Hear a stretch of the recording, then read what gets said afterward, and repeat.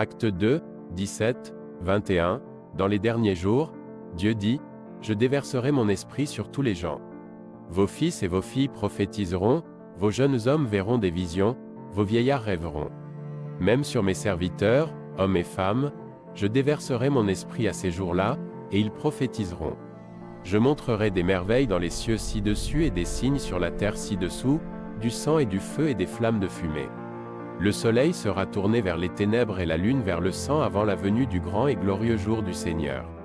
Et tous ceux qui appellent le nom du Seigneur seront sauvés. Matthieu 24, 36, 41. Mais à propos de ce jour ou de cette heure, personne ne sait, même pas les anges au ciel, ni le Fils, mais seulement le Père. Comme c'était à l'époque de Noé, ce sera donc à la venue du Fils de l'homme. Car, dans les jours qui ont précédé l'inondation, les gens mangeaient et buvaient, se mariaient et donnaient leur mariage, jusqu'au jour où Noé est entré dans l'arche, et ils ne savaient rien de ce qui allait se passer jusqu'à ce qu'il ne commence à pleuvoir. C'est comme ça que ce sera à la venue du Fils de l'homme. 2 hommes seront sur le terrain, l'un sera pris et l'autre partira. 2 femmes seront à la meule, l'une sera prise et l'autre sera laissée. Il y a 6 ans environ, j'ai fait un rêve très vivide. À cette époque, je venais juste de m'engager sérieusement dans mes croyances chrétiennes après plusieurs années de pratiques irrégulières. Je ne lisais même pas sérieusement la Bible, que ce soit le livre des Révélations ou l'Évangile. La deuxième venue du Christ était un concept vague pour moi.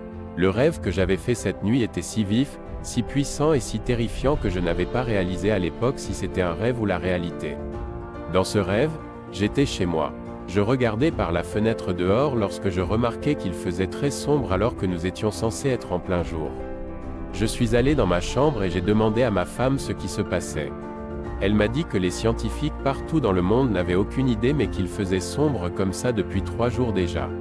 En retournant à l'arrière de ma maison, j'ai levé les yeux vers le ciel et soudainement j'ai entendu un bruit sourd et puissant qui venait des nuages et j'ai vu comme une lumière intense percer un trou dans le ciel sombre. Soudainement, j'ai ressenti de la joie dans mon cœur car je comprenais ce qui se passait. Puis j'ai entendu des gens dans les maisons autour de moi commencer à crier « Dieu, Dieu !» comme s'ils comprenaient ce qui se passait eux aussi et sur chacune des maisons où les gens criaient et pleuraient, je pouvais voir comme un puissant faisceau de lumière d'où certaines personnes étaient aspirées très rapidement vers le ciel. Enfin, un de ces faisceaux de lumière s'est braqué juste devant moi et j'ai vu comme une forme angélique s'avancer devant moi et me saisir. Puis je n'étais plus là. Je me suis réveillé complètement secoué, incapable de comprendre ce qui m'est arrivé. Vers la fin du rêve, j'ai soudainement commencé à ressentir la douleur et la confusion des gens abandonnés. Je pleurais en fait pour ces gens laissés derrière car je sentais que de très mauvaises choses leur arriveraient.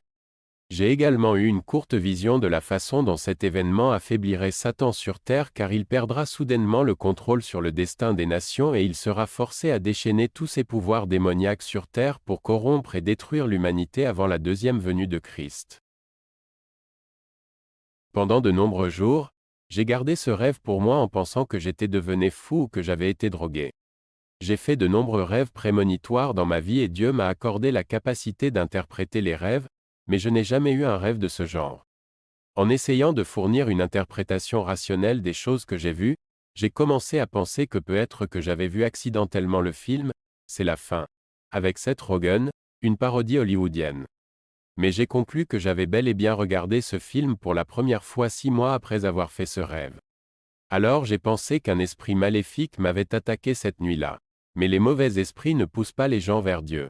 Puis, mois après mois, les indices ont commencé à arriver un par un alors que je lisais la Bible et que je faisais mes recherches personnelles. D'une certaine manière, j'ai fait un rêve qui correspond à beaucoup de prophéties écrites dans la Bible, des prophéties que je n'avais jamais lues ou entendues auparavant, 3 jours de ténèbres tels que décrits dans le livre de Joël, le son de la 7e trompette, l'enlèvement de l'Église avant le jugement de l'humanité. Depuis, j'ai accidentellement trouvé des témoignages d'autres comme moi qui ont fait des rêves similaires et ces témoignages arrivent tous les jours. La réalité est qu'aujourd'hui, partout dans le monde, les gens ont des visions de l'enlèvement de l'Église, une doctrine qui est pourtant rejetée par l'Église catholique aujourd'hui. Frères et sœurs, j'aimerais que vous regardiez par vous-même quelques-uns de ces témoignages sur YouTube ou TikTok et que vous tiriez vos propres conclusions. Vous avez peut-être eu des rêves similaires. Je vous invite à le partager avec les gens autour de vous car cela pourrait sauver quelqu'un. Nous, les 7 secrets, nous croyons que la fin est proche et que c'est maintenant l'une des dernières occasions de nous repentir. Nous croyons que nous vivons dans les temps de la fin et que le prochain plus grand événement prophétique est l'enlèvement de l'Église. Repentez-vous dès à présent et acceptez Jésus dans votre vie. À partir de maintenant, et pour toujours. Amen.